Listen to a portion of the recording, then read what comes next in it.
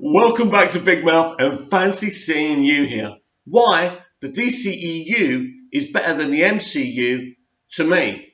It makes me laugh. Feige is like put as this god that he's crafted this big journey for the MCU. But actually, he's just like Inspector Gadget. He just stumbles through everything. So before Disney bought out was it Marvel Studios? Sorry, yeah. Well, before they were stumbling on these standalone Marvel movies like Thor, Captain America, and many people didn't like them, but they did okay money. Then he goes, right, I know, let's do an Avengers movie. So he gets Joss Whedon in, but he stumbled on it. Right, if he's such a genius, why did he commission Iron Man 3 to be the way it was straight after the Avengers? But Iron Man 3 made money because everybody loved Avengers. It's so funny. And people actually think that Iron Man 3 is a classic. Go back and watch it. It's an awful film if he's such a genius. And after that, we still got films like Thor 2, which was also terrible. He's such a genius. So I'm just structuring it right. I like Feige. I like the MCU to a point. I've got all the Blu-rays and stuff, but let's not pretend, just because it's got large box office and it's been successful, that it's some genius plan from the very beginning. He stumbled into it. It's hilarious. And I just think it's really funny that really these films never started making real money until Disney bought them. Interesting, right? Anyway, right, over to the DCEU. The DCEU have memorable films with memorable performances, with music that sticks in your mind, with themes that stick in your mind. It really is, for me, yes, I'm biased, I admit it, but I love what they did. I love what Nolan and Snyder and his wife Emma Thomas and Deborah Snyder all did. I think they put together something extremely different, extremely unique, and as much as there's always this controversy, oh, I hate Snyder and all that crap, the truth of the matter is, Zack Snyder's plan is better than Kevin Feige's plan, because Zack Snyder did have a 5-picture plan. He had Man of Steel, Batman v Superman, Justice League, Man of Steel 2, and who knows what else. And it would have got on, right? You know, for me, yes, Snyder's DCEU doesn't appeal to the whole of the mainstream audience. And as a business model, as I've said before, that just doesn't work. But as a good story, as a good saga, as a good franchise, it's awesome. The guy literally had this amazing historical scene to show us how literally all these kind of life forms stood up against Steppenwolf. Forget about the dumbed down, cut down thing we saw in the theatrical Justice League. He literally describes it as a Lord of the Rings, you know, the Fellowship of the Rings, like that opening when you've got the voiceover explaining the whole history of that universe. This is what he was planning to do. This film was going to be a 2.5 hour, 3-hour epic. And this was just the beginning of his vision.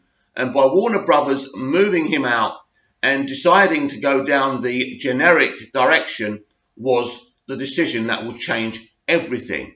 Because we can't have only these films making a certain amount of money. They've got to make billions and billions. But for the consumer, what would have been better is Zack Snyder's vision. But for Warner Brothers as a company, it's better for them that they moved him on so they could make even more money.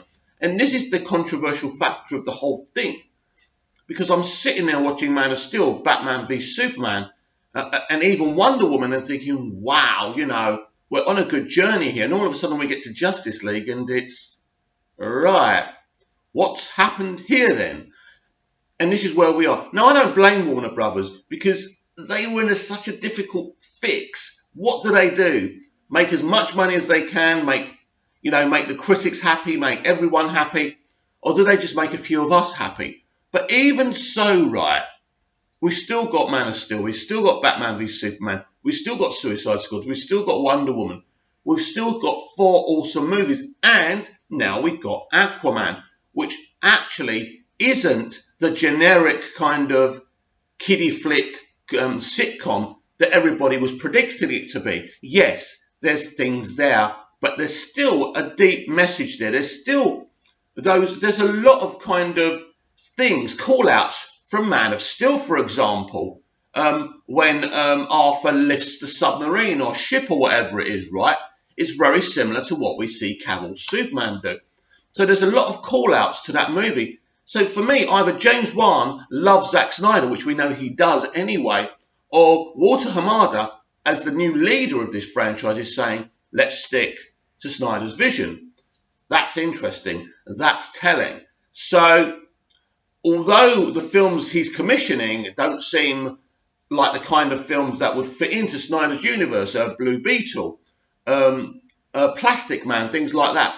But I think it's important what he's doing, because I think, and I've said this many a time, it's solidifying the foundations of the franchise. He's starting to do something very interesting. We've still got that Steven Spielberg movie as well, coming within the DCEU. I don't know what it's all about. It's literally about a fighter pilot in the Second World War, and it's a DC story. So it'll be interesting, because you could certainly fit a Wonder Woman cameo in that. So it'd be interesting on what happens there. So yes, I prefer the DCEU to MCU. Yes, I'm a Superman fan. I've always been a Superman fan. This is true. I am biased, but give me something rich. Give me meat that I can chomp onto, right? And that's what the DCEU ultimately is. Marvel is just something you consume and then you chuck it over your shoulder. It's like, listen, you have a can of cola, right? You drink it, right? It quenches your thirst. You chuck it over your shoulder and you forget about the empty can, even though you should have thrown it in the bin and not in your street. And this is a great comparison when you say the DCEU versus the MCU. MCU fans would have you believe that the DCEU is a failure. MCU fans would have you believe that these films are, a financial disaster. They're not. They've all made money. Some people love them. It's just not the big commercial success that Warner Brothers wanted.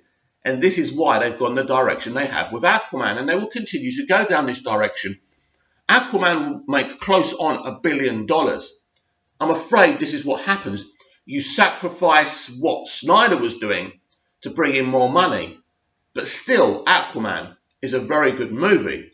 But if you gave me a choice, I would have stuck with Zack's plan, because Zack really would have given us something even more special.